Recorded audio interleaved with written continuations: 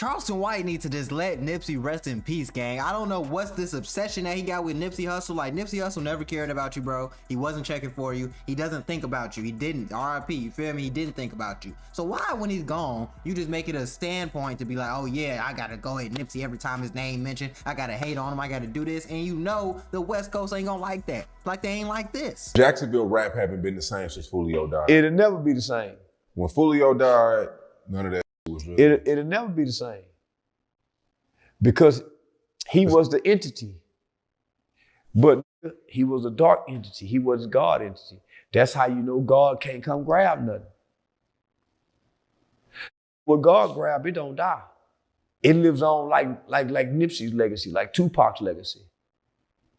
Oh, so now you giving Nipsey his flowers. Okay, hold on. Now you giving Nipsey his flowers. Honestly, gang, I do put a little bit of blame on the bloggers, though. Shout out to Sean Cotton, but I do put some blame on you because y'all trying to get y'all clips, right? Y'all clickbaiting, y'all putting the bug in people's ear because you know they gonna say something. Y'all know they gonna take the bait. Y'all know they gonna bite it. So y'all trying to put the clips out there to be like, oh yeah, Charleston White said this about Nipsey, did this, woo. Why can't we just have regular interviews where people talk about positive things or how to get some money or overcome something they went through in their life? Like, why we gotta have interviews with people dissing other people? Like, this is the rap game. It's just like WWE. Y'all niggas go on these podcasts, diss people, never run into them, or they already dead. No one's gonna really do anything about it because no one really cares to find Charleston White. And then, like, what's the play? I'm confused on what the play is supposed to be right here. You know, it's not really making any sense to me. Outside of you just stirring up beef on the internet, you trying to be that guy that had the most viral clip today or tomorrow or this week or something, bro. It's kind of weird, gang. Can we just have regular interviews again? I would really prefer that. But because Charleston White showed some love on accident to Nipsey Hussle, because he really actually probably does like Nipsey Hussle, probably does listen to a couple songs, doesn't just all the way hate him. He's got to be a little performative with him. He respects something that he had going on. So he has to goddamn bounce back, be overly disrespectful, and say this because he doesn't want to be known as a guy that didn't stand on business and show love to somebody that he already did. So this is what he had to say. You did it on accident. You didn't realize. I had to catch you on that. Accident is a mistake.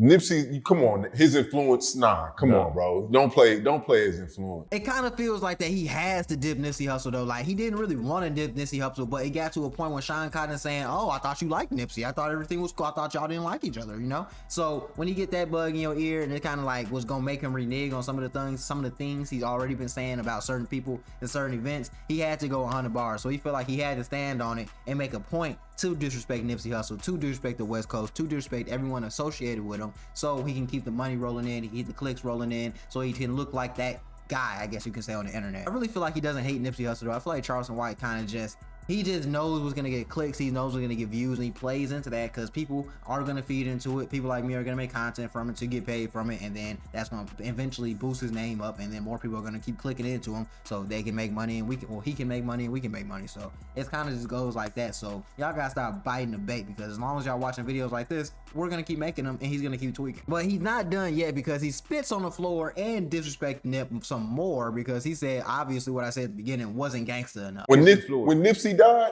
Nipsey Hussle, baby. Come on. You done took me to Nipsey Hussle. No, I'm saying, when Nipsey died, everybody was trying to do real estate. I spit on Nipsey, her grave.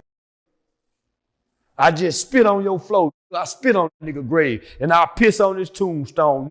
On the set, cuz. Don't tell me about no motherfucking Nipsey and that got ear killed. And after disrespecting Nip so much, he also says that his brother is a hoe. His brother's taking the insurance money, and he's basically only living off of that. He's got the Marathon Burger up and running after Nipsey died. He wasn't something that was going on with Nipsey. It's something that he got from his brother's name. So he's basically saying he's profiting off his brother's name, not doing nothing for the community, and he's not sliding for Nipsey to get at the Crips that got Nipsey killed, because everybody know Big U put the hit in. Everybody know Crips put the hit in. He's the one that died, bro. The Crips killed the Crips, and no one's doing anything about it. So I feel where he's coming from with that, kind of, sort of, but you going a little too hard, cuz. Them people over in that other country is saying, Nip. Nip. It was a slip of the tongue. When Nip died, though, everybody was trying to get in real estate. Nobody knew where they at now, because God wasn't in it. Where is the Marathon? Who got a testimony to say, Nip? Nobody. His brother's. His brother is riding off his brother's insurance money. His brother is riding off his brother's celebrity status, of his celebrity friends coming to support him. His brother. His brother's still angry. Didn't you see the brother go to Compton Rico and try to press and say go die for Nip? Fuck Nip. Nobody's dying for that bitch. So don't tell me about Nip, brother. He's angry. He's bitter. There's nothing God can do with Sam's heart or Thug's heart. That's why they need celebrity power. Sam was always the leader. He always led Nipsey in the right way, in the entrepreneurship How he lead his brother in the right way, and his brother died crippin'. And Sam wasn't no crip. He has a successful burger business right now. Sam don't have a successful burger business. Nipsey had a successful burger business when he died. Sam just took the same successful burger business and built it off celebrity fame. If Nip wasn't your brother, you wouldn't have Black Sam. So don't tell me about these faking frauds who y'all idolize because they inherit some money. He did not work to build that from the ground up. He built it from his brother's death. Now, I do see where he's coming from with this one just a little bit, you know what I'm saying, 50-50, really more 75-25, because as a big brother, even if you're not affiliated with the Crips, you let Nipsey go into the streets, get affiliated with the Crips, and then you let him get involved in the gang life, which ultimately led to him dying. So I feel 100% where Charleston White is coming from, because people be glorifying his gang stuff and no one speaks out about it, but you let your little brother become a Crip, which you knew was going to be an issue. You let him get involved in the street life, which you were already in and you knew wasn't the best route for him to take, and you let him go down this path, and you tried to help him, you tried to save him, but at the end of the day, he died because you failed as a big brother. That's how I feel personally.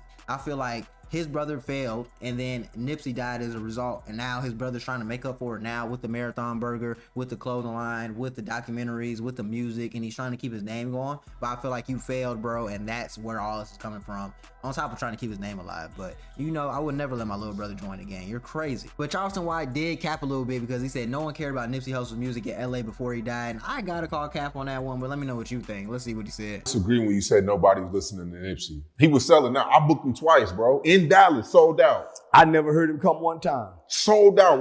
Now, I heard about him going to the bookstore. I heard him going about when he went to the bookstore. I ain't heard about him in Dallas. Sold out. I heard about when he went to Cooper Road in Shreveport, but I was living in LA when he died, and I wasn't hearing nobody bump his music. I was coming down here to Texas. I ain't heard him on the radio. He wasn't mainstream, but he had a cult following. There you go. He had a cult following. Don't tell me about a cult following. Cult following is a small percentage of people. So nobody was really playing the music. Not in LA. They weren't playing it in the cars or none of it. It was a small cult following. Because he was independent. No. It's not about that. He didn't have a machine. All I'm saying, whether he had the machine or not, nobody knew him but a small group. So don't argue. That's all I'm saying. Nobody knew him. I understand y'all love him. Nobody knew him because he had a cult is a small thing. It's not a nation. The nation didn't know him. Once he died, all y'all, all over the country. But prior to his death. Come on, you know death is the biggest promotion. No, listen to what I'm saying. You know that though. Listen to what I'm saying. Nobody really knew him. I'm in LA. His music's not playing on no syndicated radio station. Yeah, no, he wasn't on the radio. But you can see him in snippets on social media platform where he's talking real estate and how he sold his album for 100. At that time, Mo 3 Neal was killing in drill music, so he was being overshadowed. His real estate talking. The young people weren't hearing it. The older adults in their late 20s and 30s was taking to him. The young people, that's true, was building a drill culture. That's true. So come on, my nigga. He didn't have that influence. King Von and Chief Keef, they had the influence. Nip didn't. So Nip influenced. Nobody wore Marathon shirts before then. They did a big purchase of Marathon shirts after he died. No more Marathon shirts. Sold out. Because it's the celebrity friends. Yeah. So the celebrities, right?